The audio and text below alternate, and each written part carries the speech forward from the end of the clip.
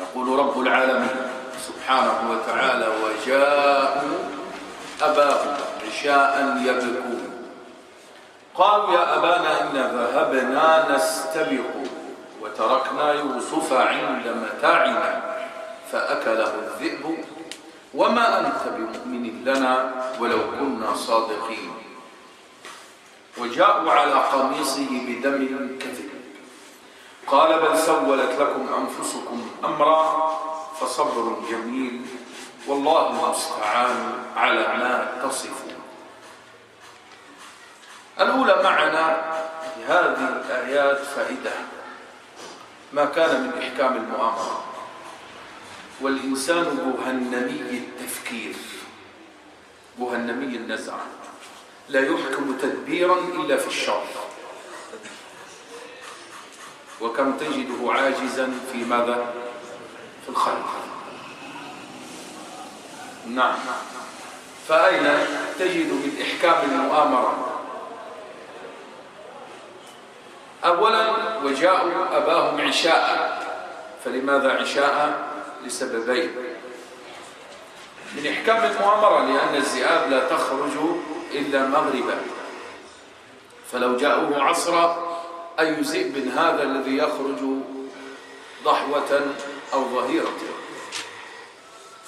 والثانية لكي لا يبصر يعقوب وجوههم، لأن ما في نفس الإنسان يرتسم على صفحة وجهه. نعم. ولهذا العامة عندهم حكمة قديمة: إذا كان الإنسان يكذب يقولون له إيه؟ عيني في عينك كده. يأبى الله تعالى إلا أن يفضح الكذاب في قسمات ماذا؟ قسمات وجهه. نعم. ومصيبة الإنسان في الكذب هي كل مصيبة، لأن الكذب وعاء الشر، أليس كذلك؟ وإن الكذب لا يهدي إلى الفجور. ومن لطائف ما وقعت عليه، ولعلي أحدثكم ساعة بعد عن الحجاج إنصافا، لأن الرجل صفحة وصفحة، أن عمر بن عبد العزيز لقي الحجاج فقال له: يا حجاج، أو قال له عمر الحجاج: يا عمر، ما نفورك مني؟ ما نفورك مني؟ قال: لأنك يا حجاج حقود حسود لدود كذوب ظلوم غشوم. هذه كم؟ 6. قال: أقر لك بثلاث وأنكر عليك 2. أما قولك حسود حقود لدود فنعم. وهذا حظ الشيطان في من؟ في قلب ابن آدم، إلا ما عصم الله تعالى ماذا؟ أنبياء ورسله. فمن ذا الذي يزعم منا أنه لا يحسد أو لا يحقد؟ هذا واحد في الناس. يطلع عليكم رجل، ما قالش رجلان ولا 100 ولا 1000. صحيح؟ فأقر لك ب3: قولك حسود حقود لدود. ومن الحسد ما يحمد، لا حسد إلا 2. صحيح؟ بل عندي فائدة في الحسد، أن حقيقة الحسد أن تحسد من لا يستحق النعمة، من يستحق النعمة.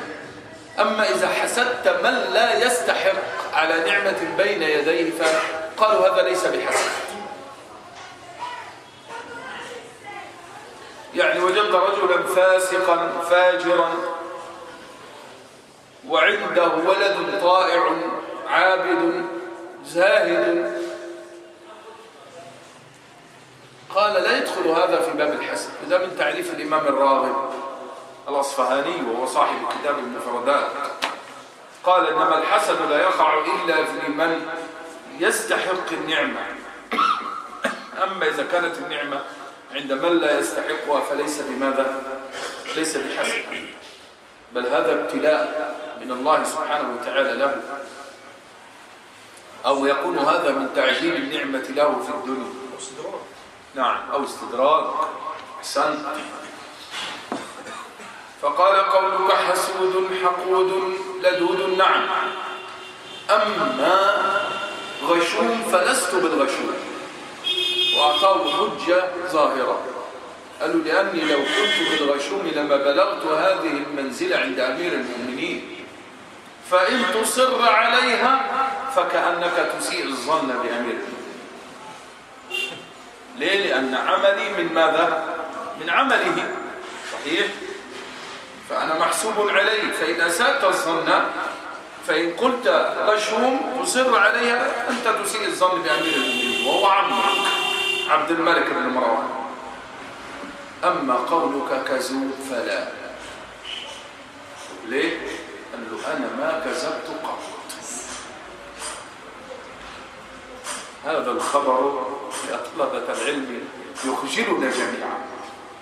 الحجاج الذي جعلناه مثالا لكل سوء لا يكذب، لا يكذب.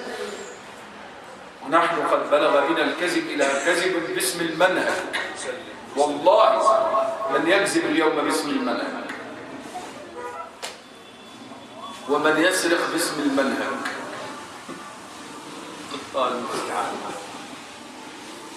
فانظر، الحجاج لا يكذب.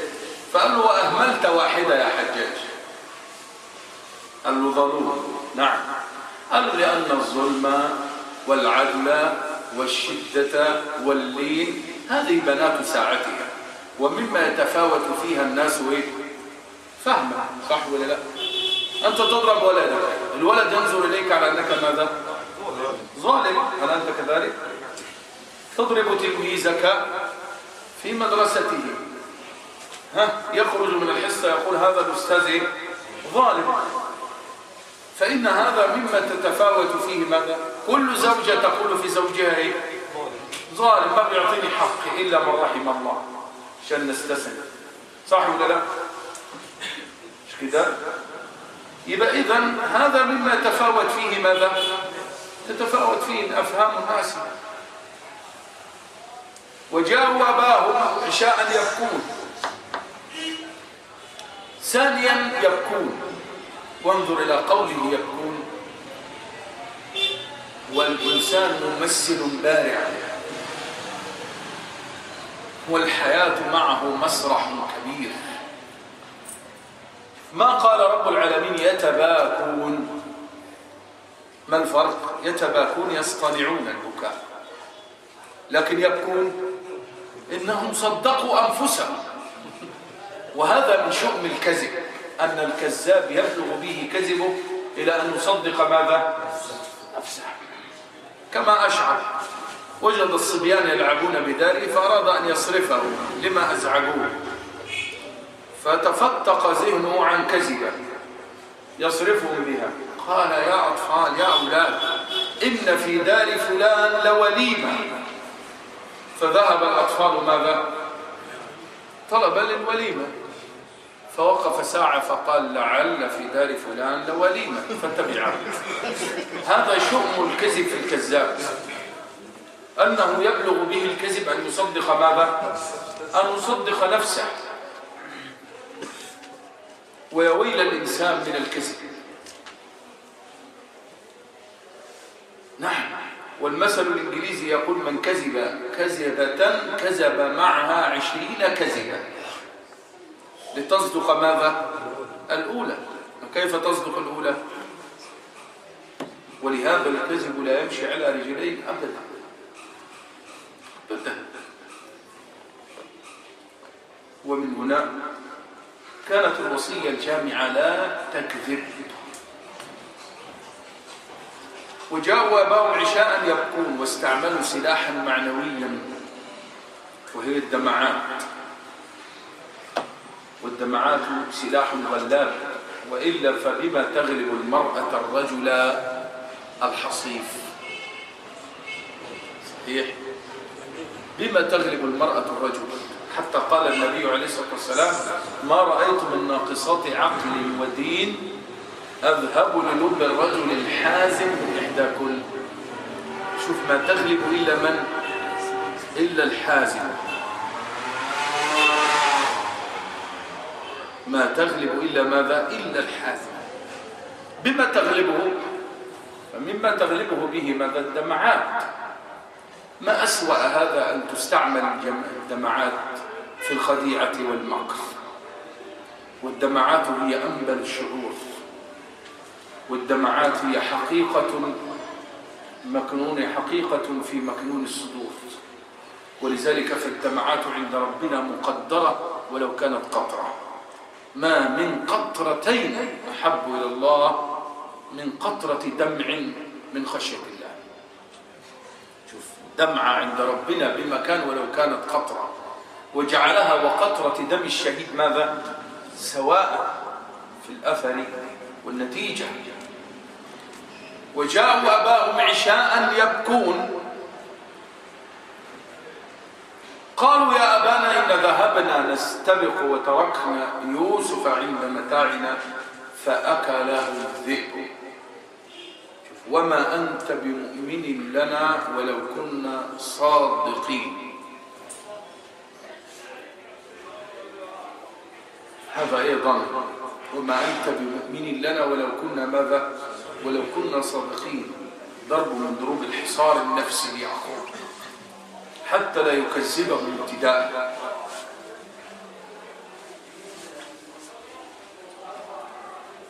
وجاءوا على قميصه بدم كاذب. يبقى هذه 5 في إحكام المؤامرة، ومعها 5 أخرى في بشاعة الجرم. فما 5 التي في بشاعة الجرم؟ لأن بعض الناس لا يتنبه إلى بشاعة الجرم. ليه؟ لأنه ينظر إلى عاقبته فيما صار إلى قصر العزيز، صحيح؟ لكن لا تكن نظرة إلى الوراء قليلا.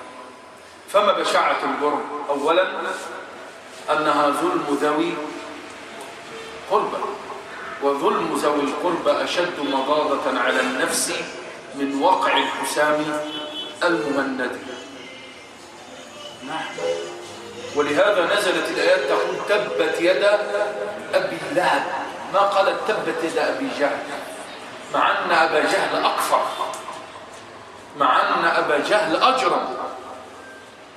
ثم ثانيا أن الجرم في حق صغير، إني أحرج حق الضعيفين والصغير ضعيف. ولهذا قال وإذا الموءودة سئلت بأي ذنب، مع أن القتل على كل حال محرم.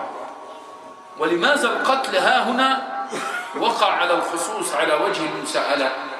لأن القتل هنا من الأب، ثم في حق من لا جرم له. ولهذا اشتد الخضر موسى على الخضر في أمر الغلام ما لم يشتد في أمر السفينة، فقال له أقتلت نفسا زكية بغير نفس لقد جئت شيئا نكرا، بينما في أمر السفينة قال لقد جئت شيئا إمرا، ولكن نكرا ماذا؟ أشد. فبشاعة الجرم أنه في حق صغير، بشاعة الجرم أنه بلا ذنب. فالإنسان قد يعتذر نفسه بما فعل، فمن اعتدى عليكم فاعتدوا عليه بمثل ماذا؟ ما اعتدى عليكم. والقاعدة أن البادي. لكن أين جرم يوسف؟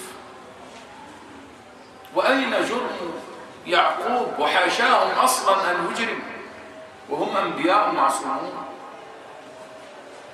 فكان أشد من أنه كان بلا ماذا؟ بلا جريمة أو بلا جرم. ثم رابعا في جرم القوت. وما أدراك ما الجبال، مظنة وجود الحيات والعقارب. وما أدراك ما الصحراء، والصحراء فيها من عواء الذئب وهو صوت يخلع القلوب من مكانها خلعا. كل هذا طيب تفضل ما عندكم مشكلة. الأذان أول الوقت ما حكمه؟ تعال كده تعال كده، بتختفي ليه؟ الأذان أول الوقت ما حكمه؟ ها؟ جائز؟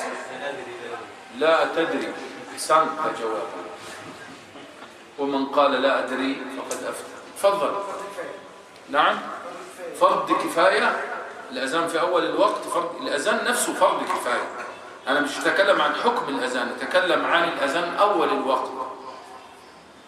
مستحب يا شيخ. مستحب، لا يلزم الأذان أول الوقت. ما الدليل؟ عدم الدليل، لأن الأذان هو إعلام بدخول الوقت، فلم يأتي الدليل على النص عليه في أول الوقت، لأن لو جاء النص عليه في أول الوقت لكانت مشقة، لأن الناس يخطئون أول الوقت ولا لا؟ لا تحسبها على نفسك أنك في زمن ماذا؟ الساعات وفي زمن الفلكيات. صحيح؟ والشرع لم يتنزل لك أنت خاصة، أنت في آخر الزمان في شبرة في زمن الساعات والفلكيات. فالأذان أول الوقت سنة وليس بواجب. فإن سئلت عن الدليل قل بل الموجب هو الملزم بماذا؟ بالدليل. هذا والله تعالى أعلم وأعلم. تفضل يا أستاذ.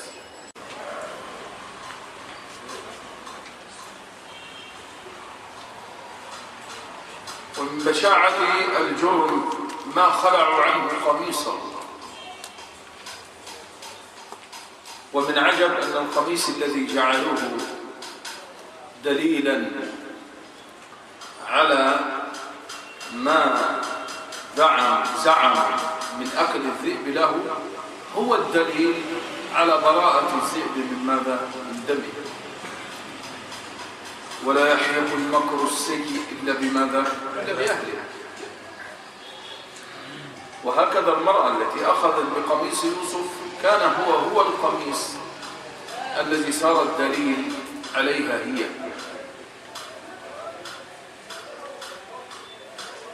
وما خلعوا عنه قميصه إذ الليل صحراوية والصحراء مظنة البرد وما أدراك ما برد الصحراء أرأيت إلى موسى وهو قوي أمين قال لعلي آتيكم بشهاب قبس لعلكم تصطلون ومن منكم لا يعرف برد الشام وما أدراك ما برد الشام. فهذه أخرى. ولا يفوتنا أن نشير إلى من إحكام المؤامرة أنهم ألقوه في جب بعيدة حتى لا يهتدي أحد إليه.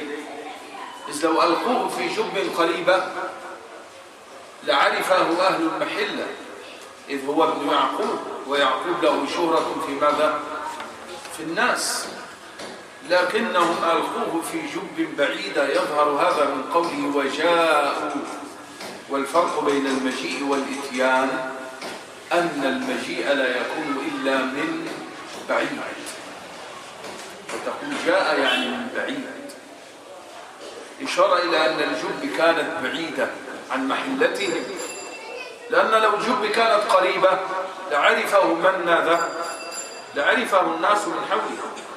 والذي يظهر أنها كانت على طريق سفر بقرينة وجاءت سيارة فأرسلوا واردهم. وهذا من إحكام المؤامرة أيضا. ولا يخفى من بشاعة ما في الجرم من بشاعة ما كان فيه من عقوق. فلو كان الجرم في حق يوسف وحده لهان شيئا ما، ولكنه في حق يعقوب من ورائه. والعقوق لو كان كلمة هي أف فهو عند الله ذنب، فهو عند الله ماذا؟ كبيرة. ولذا بعض السلف كلم أمه يوما فارتفع صوته عليها وهو ابن عون، عبد الله بن عون المحدث الإمام، فذهب فتصدق ب20 دينارا.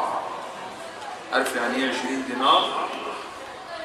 يعني حوالي 100 جرام ذهب، يعني حوالي كام؟ 25,000 جنيه. عشان مرة ارتفع صوته على من؟ على أمه.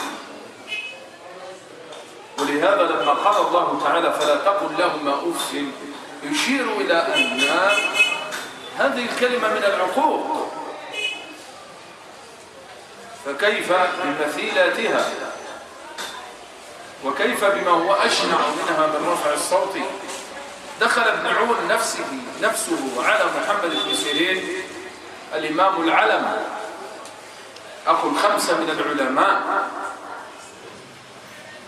فقال لأمه ما باله محمد، ما باله يشتكي محمد مريض، لأن صوته لا يكاد ماذا يسمع.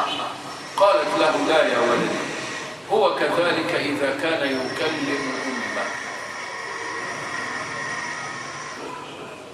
هو كذلك إذا كان يكلم يعني لا يكاد صوته يخرج، مخافة أن يرفع صوته فيكون هذا من ماذا؟ من عقوق.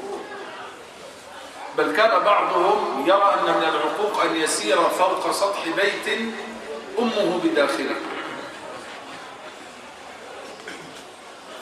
يعني إذا كانت أمه ببيت لا يمشي فوق ماذا؟ فوق سطحه، يعد ذلك ماذا؟ عقوقا.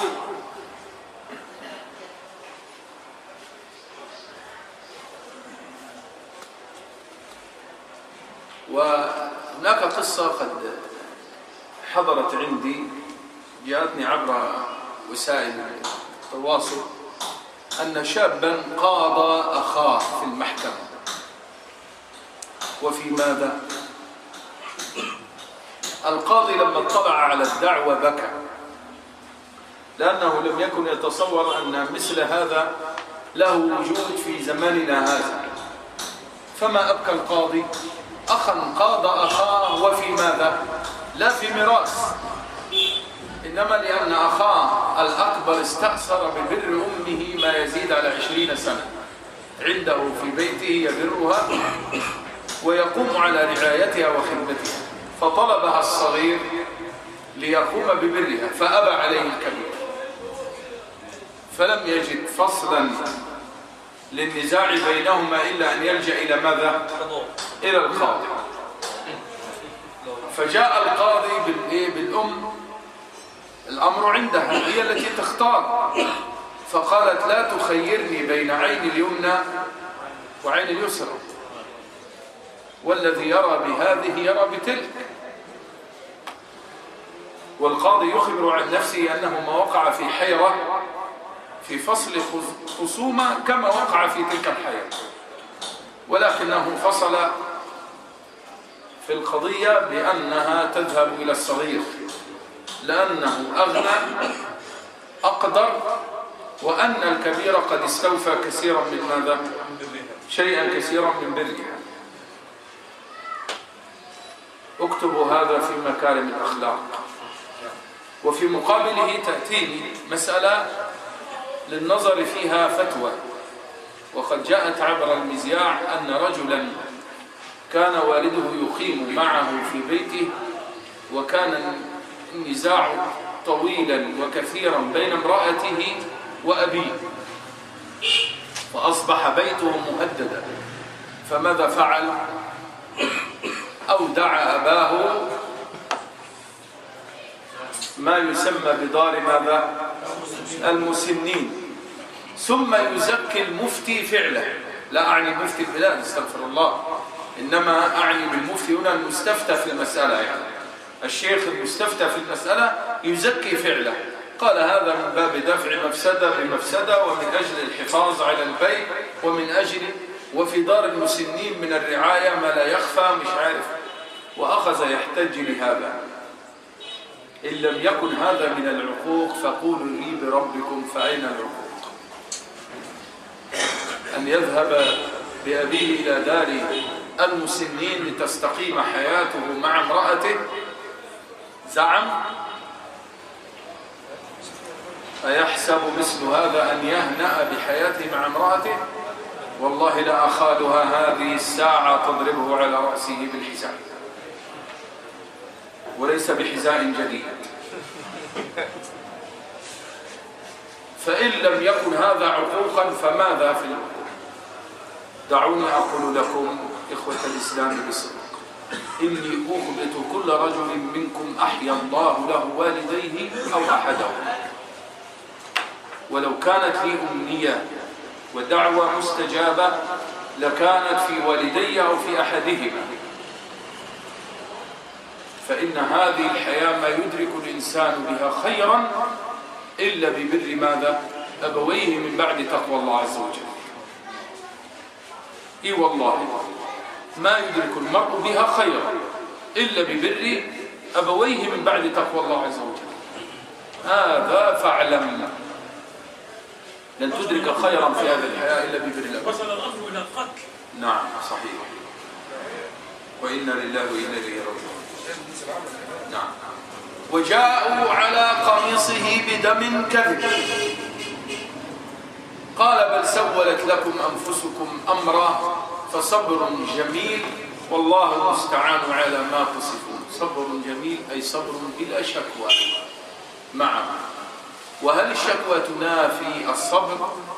النبي عليه الصلاة والسلام كان يبث شكواه إلى أزواجه كما قالت له أمنا عائشة حدثنا عن أشد ما مر عليك من أيامك في الدعوة إلى الله عز وجل.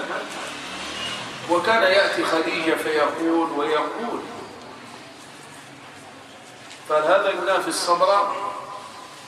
الفرق بين شكوى وشكوى، إذا كانت الشكوى على باب التسخط فهذا مما ينافي ماذا؟ صبرا، كما يفعل الناس اليوم. الحياة ضيقة ومش عارفين نعيش، احنا مش عارفين هنعمل ايه. والله كلما تقول هذا كلما تضيق، كلما تضيق. واذكر آباءنا في هذا،